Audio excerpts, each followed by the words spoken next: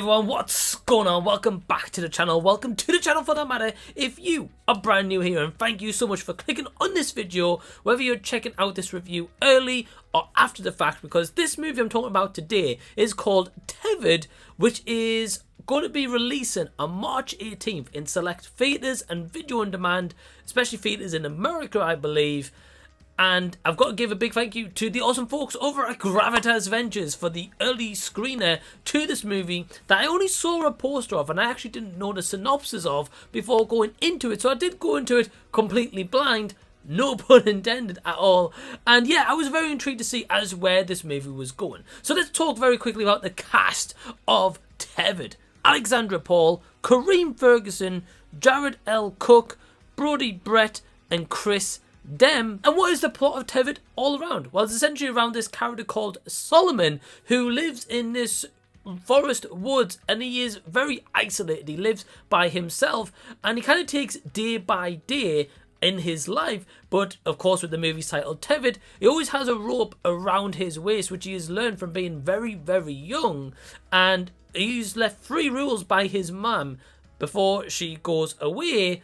And basically, the rules are: always have the rope on you at all times. When you go hunting for 2. 1 for you and 1 for the forest. And when you are feeling uneasy or unsettled, sing their song that their mum sang to him when he was younger. Kind of like a comforting song. But also, in the meantime, while all this is going on, something strange is lurking in this woods and forest. And can Solomon survive everything that's going on? So I've also got to give a big shout out also to my good friend Anthony A. Perez, who actually reviewed this earlier, and I actually watched his review, and him describing this premise and talking more about the film got me really interested, so I checked out Tethered. So let's just jump straight to my positives. What I will say firstly is the acting is solid in this movie. I've got to give big props especially to Jared L. Cook and Brody Brett, who play the young Solomon and then the adult, more mature themed Solomon also.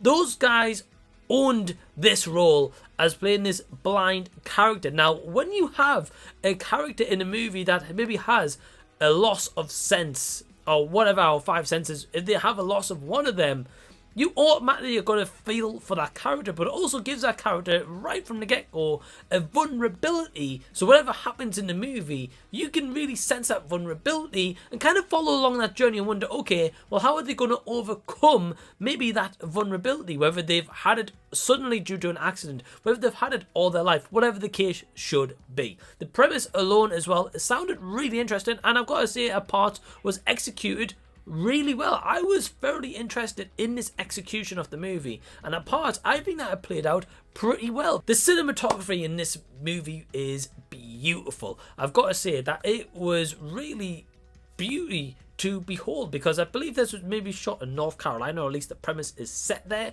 And yeah, I always appreciate a movie that's set in like a woods or forest and maybe has like a house like in the middle of the woods or middle of nowhere as such, because they can really utilize the surroundings to really give you this kind of creepy, eerie feeling, and you can play on that really well. And I think at parts this movie certainly does play on that. And I've also got to praise the last feature here, which is the music choices in this movie, along with the direction at points from Daniel Robinette, because I've never heard of him as a director and I've never seen any of his previous works, because this is actually based on a short movie of the same name from around 2017, I believe.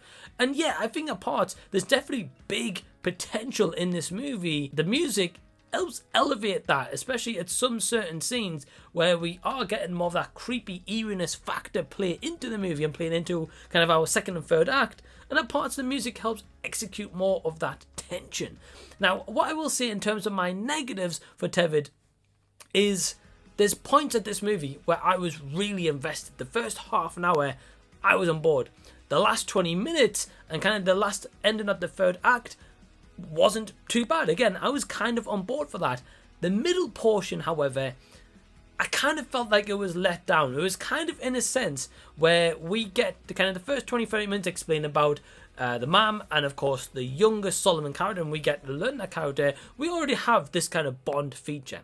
Then we get a character introduced in this kind of second act who I'm not going to ruin for you guys, and I kind of felt like at points it was similar to a degree, and it wasn't enough to kind of maybe fully separate itself from that first opening, and for me, the opening was solid. Again, the last part of it was quite solid as well. That middle act, however, it just didn't really connect with me, and by that point, I really was invested 100% for the full payoff right at the end. That is my only kind of biggest gripe with this movie. Besides that, I did enjoy it. I can't say that this is a terrible movie or anything, and I would love to see going forward Daniel Robinette and what other features he may do and what he may also bring to them, because if he's got an idea like this, then I would love to see what he's going to do going forward. And also our cast of whether it's Alexandra Paul, Jared L. Cook, Brody Brett, whoever it should be, I would love to see what they're going to do also in the future. So my overall score for Tethered is... So again, you can catch this movie on March 18th in select theatres and on video on demand. If you've enjoyed this review, please give it a big thumbs up and also subscribe to the channel. If you already haven't, then click that notification bell so you can see every time I post a new video. But until the next time that I see you, I'll be seeing you later.